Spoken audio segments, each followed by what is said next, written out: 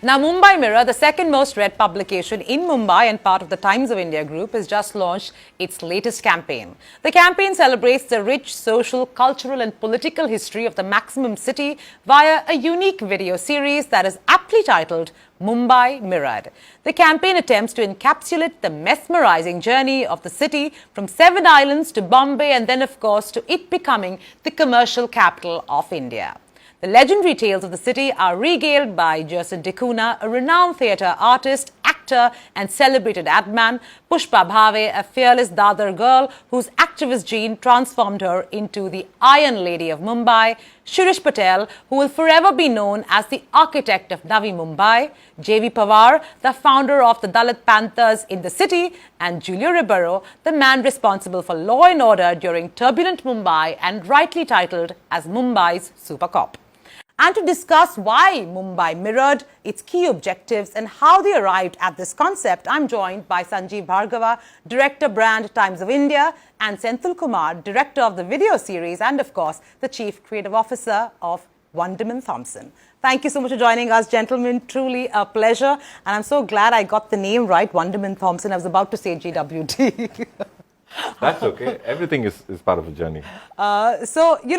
Interesting video series, interesting campaign. I believe it's a digital campaign which is followed by a print campaign, and both of them lead to each other. Let me start with you, Sanjeev, as the custodian of the brand. What was the need for a campaign of this sort at this point in time? What are you trying to achieve? So, well, it's all started with us understanding what really makes Mumbai Mirror tick. And it is truly the passion of the Mumbaikar. The involvement that the Mumbaikar has with his city is quite exceptional. And as I was saying a little while ago, the Mumbaikar lives with the city, not in the city, because he has to collide with the city almost every day. And that is why, that is why it makes it so much more engrossing for the Mumbaikar to know about the city, its heritage, its history, and of course its present and future. Sure. And that's really where we thought that if we were to bring alive what really made the city what it is today, what are the salient features of the city that were influenced by people with equal passion, is really what we chronicle in this video series. And we are hoping that this video series will spark off greater interest in the city, its heritage, its history, and its making. And that is what we are wanting to chronicle in the newspaper as well.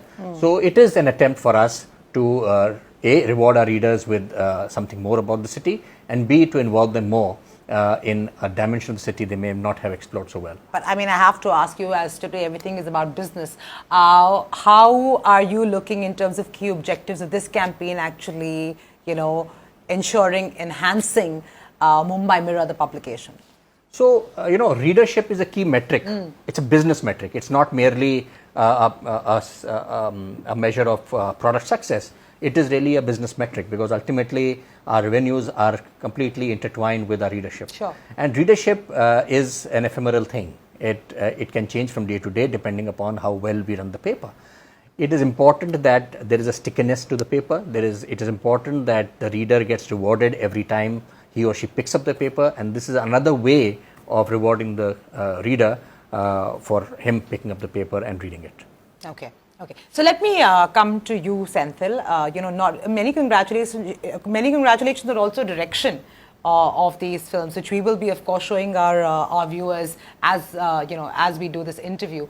But tell me, what was the brief you got from Sanjeev, and how did you come up with this idea? The brief was exactly what Sanjeev told us just now about creating an engagement with the reader of Mumbai Mirror, which is beyond just the newspaper. How do we create something that lives on forever beyond the reading of the daily newspaper? And that's when we sort of came up with actually a collaboration with the editorial team of Mumbai Mirror, a brilliant editor, Minal, the brand team led by Sanjeev and Sonali and everybody else there, and of course the creative team, to create this series called Mumbai Mirrored, because we believe that the people and the readers of the Mumbai Mirror are the best mirrors of the city, if there are any, right? And through the process, we identified 5 different people, legendary people who have grown with the city, who have changed with the city, who have traveled down memory lane with us from Bombay to Mumbai and all the way back. And we actually put together their journeys as parallel journeys and found intersections between those various journeys, and therefore created this very interactive video series, which I hope that most readers of Mumbai Mirror will enjoy. And of course, for anybody who loves the city, from the Bombaywallahs to the Mumbaikars, I'm sure they'll find this interesting, and that's the idea. We wanted to create content that readers will consume beyond just the reading. So this would be a more docu-style narrative kind of video series? Absolutely, it's a docu series. That's why we call it Mirrored, Mumbai Mirrored. So it's a reflection of the journeys of 5 different legends of Mumbai, who were legends of Bombay as well. So I mean, they have traversed quite a length in their time with the city, and we found that inspirational and very insightful, their journeys, and therefore we try to create this. So I think we've got 5 episodes of 6 minutes each in the video series titled Mumbai Mirror, and each of them is a walk down memory lane from Bombay to Mumbai and all the way back. I look at it this way: there is a 3-legged stool, the criminal, the politician and the police. I can't do anything about the politician, so I just shake my own leg, the leg of the police, and ensure that they are kept in check. So that weakens the whole system. So that is how the principle on which you tackle the underworld. This underworld is there in every big city in the world. You can't get rid of that. In India, it ran on the basis of protection. And if you are protected in a democracy, even the politicians rely on these underworld because they have money and they have muscle power. I was born in Bombay. My father was in the postal service in Baroda. From Baroda he went to Ahmedabad, from Ahmedabad to Rajkot. So at the age of 6, I'm a Bombaykar. What was most interesting for you from a director standpoint?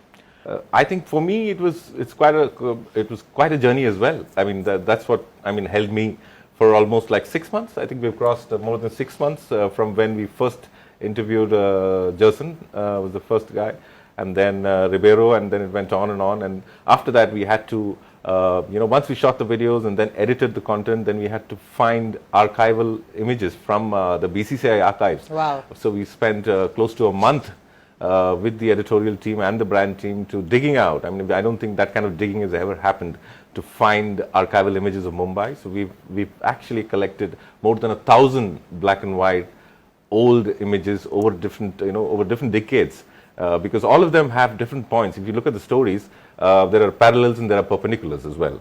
So, for example, the period of emergency, which is from 1970 to 1980, is told by all of them in different ways. For some, it is a period of resistance, like Pushpa Bhave. There was a very spirited woman called Karkare. She used to work as a press person in Vadhara, so we could use her to get the material for anti-emergency printed, and then I started circulating it. I also dropped it in police thana and I used to keep it on the library table also when nobody was looking up. People were taken aback, where did it come from? That was possible, but very few women were there. And we used to have meetings inside in this house and ask Ananta to go out and lock us. And then we used only paper plates and things, and we had a whole day seminar there. There was surveillance, but it was weak, I think, because once or twice I was caught at very difficult places, and I opened the door and the inspector was there. So he just smiled, but nothing happened afterwards. But when Indira Gandhi was coming to Bombay, they put me in house arrest for a day. They came to the college and they wanted to sort of intimidate me. That day, if they had come to the house instead of college, there was so much material in the house. And as a cop for Julio Ribeiro, it was a time where he had to literally take control of the situation and actually protect the city from all that was averse. Sure. And for J.B. Pawar, who who actually founded the Dalit Panthers, it was a time of forthcoming. That was the time he actually came out in the open, and he told us how that before that period he was, the news of the Dalit Panthers would be 2 columns in a newspaper. But after the period of emergency, he was actually in the front page almost every day. In 1964, landless labor, one morcha was there, Satyagraha. I led the morcha and I was jailed. One of that demand was to erect the statue of Baba Saheb Ambedkar in front of the parliament. On the street only, we have decided to establish such an organization which can fight against the atrocities. Dalit Panther was coined, and the same day this news was given to newspaper. Almost all newspapers, small news was appeared. Even police department had not taken the cognizance of that. And when the Dalit Panther taken birth, how we have started the non-violence movement. We had started then going to the villages where the atrocities took place. We used to go there, and because of that we started coming on the front page of the newspaper. So each of them have had some fantastic journeys, and journeys which run parallel to the city. That's what engaged me, and I hope that the same thing engages with the audience. Well, on that note, thank you so much, gentlemen, and all the very best for your campaign. Hopefully, your video series will resonate with your readers and, of course, everybody who watches it on social media. Thank you. Sonali. And with that, I'm completely out of time. We hope you enjoyed the show. Do take the time and drop us a line at brandequity@etnow.tv, or alternatively, log on to our Facebook page. That's facebook.com/brandequity, and tell us what you thought of the show. You could also tweet to us at brandequitylive. I'll see you next week, same time, same place. Until then, keep it real.